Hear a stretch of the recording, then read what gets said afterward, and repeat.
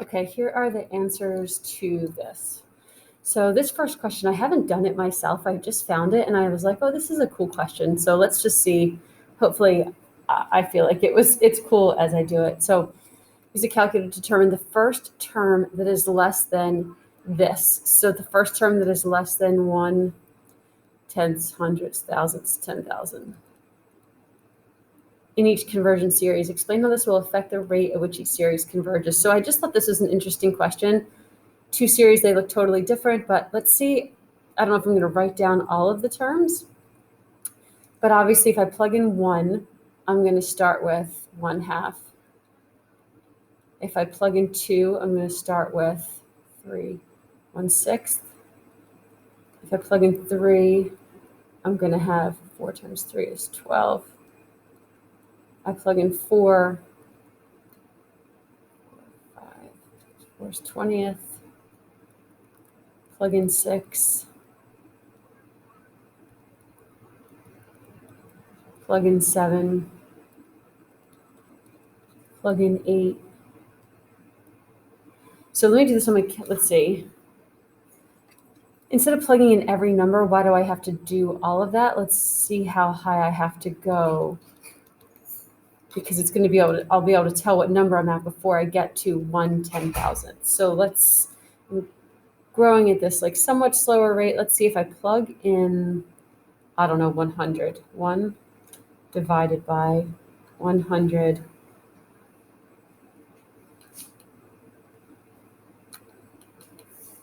times 101. That's probably about right. So when n equals 100, my number is 1 over 10,100. So that's for this one. So let me get rid of some of this.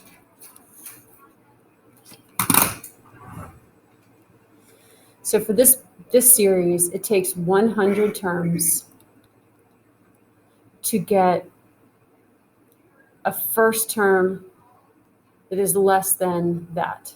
So at this n value, I have 1 over 10,100. Okay, let's see what happens with the other one. So 1/8 to the n.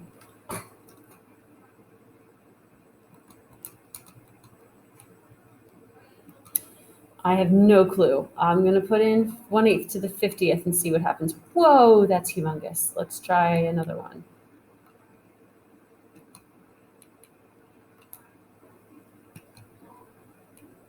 So I tried I tried plugging in 50 and the denominator was insanely small. So, or insanely big, made the fraction insanely small. Even when I plug in 1/8 to the 10th, I get 1 over 1073741,824 over a trillion. Like that's insane. So this is getting small really, really, really, really fast, whereas this is not getting small nearly as fast. So let's try something even smaller. Let's try 1/8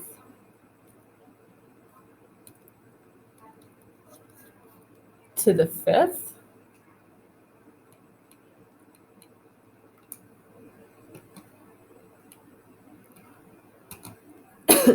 I get 1 over 32,000. Let's try 1/8 to the 4th.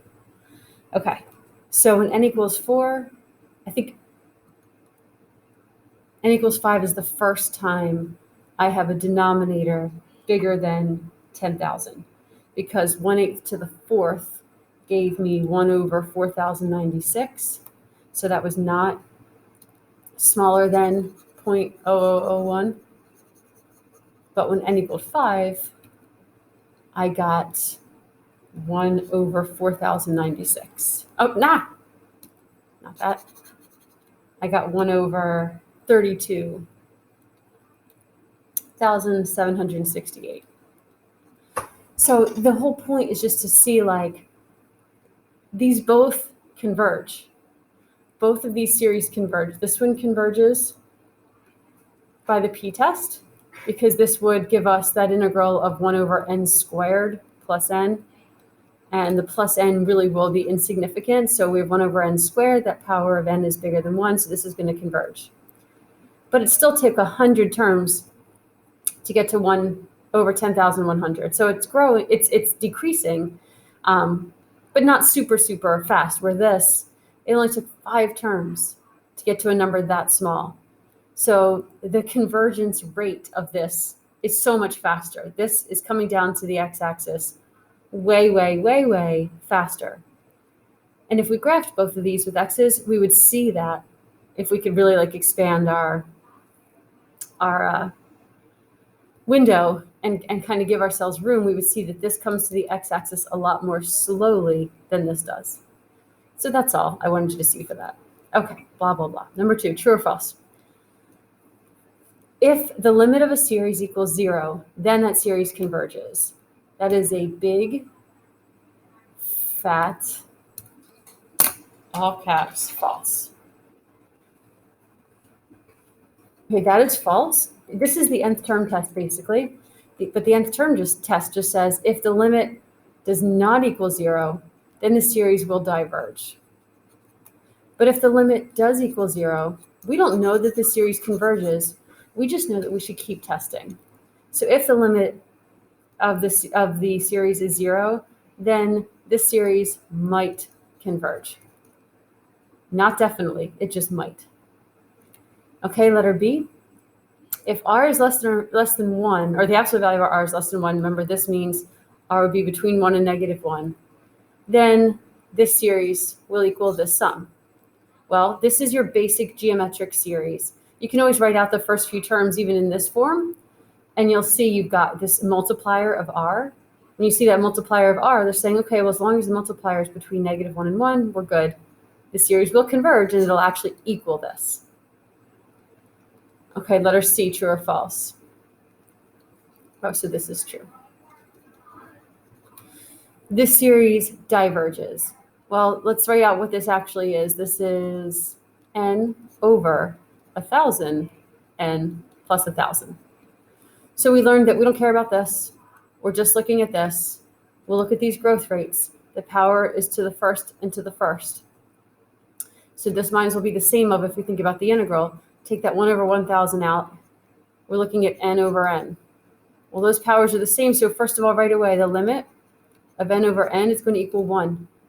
1 is not 0. So this diverges by the nth term test. I don't really have to do any more work. I don't even have to look at this. I could have just looked at the limit. I don't even know why I wrote the integral. I'm just looking at the limit. That limit does not equal 0. So therefore, this diverges. So this is true. And letter D I just thought was kind of fun. I'm curious if you put true or false. But this is true. It's kind of like the little proof that Tyler put on the board, except there's no flaw. It's actually true. We don't want to think that it's true, but when we start getting these decimals of 99999 out to infinity forever, we can say this is basically the same as 0.75. It is true. Okay, so these were kind of the fun ones. Now let's go to actually using some of our tests. So number 3, does this converge or diverge, and which test? This diverges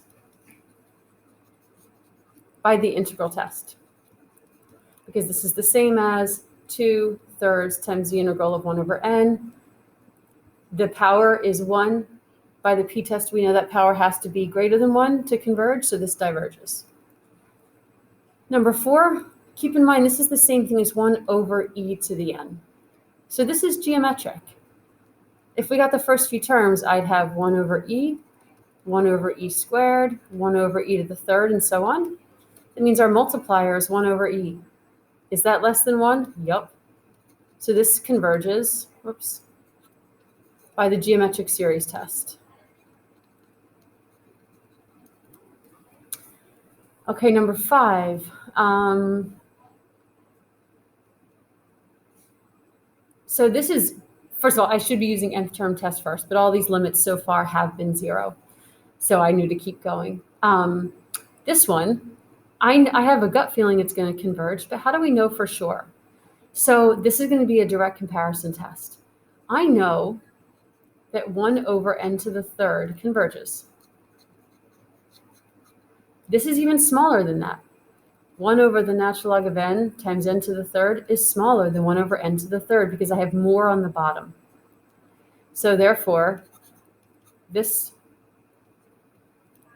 also converges by direct comparison test. Okay, number 6.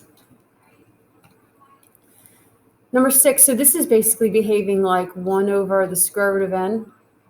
This plus 2, or that's inconsequential. It's not going to make a difference. So by the p-test, really, this is n to the 1/2. Well, that power of n on the bottom has to be bigger than 1 for the series to converge. So this is going to diverge by the integral test.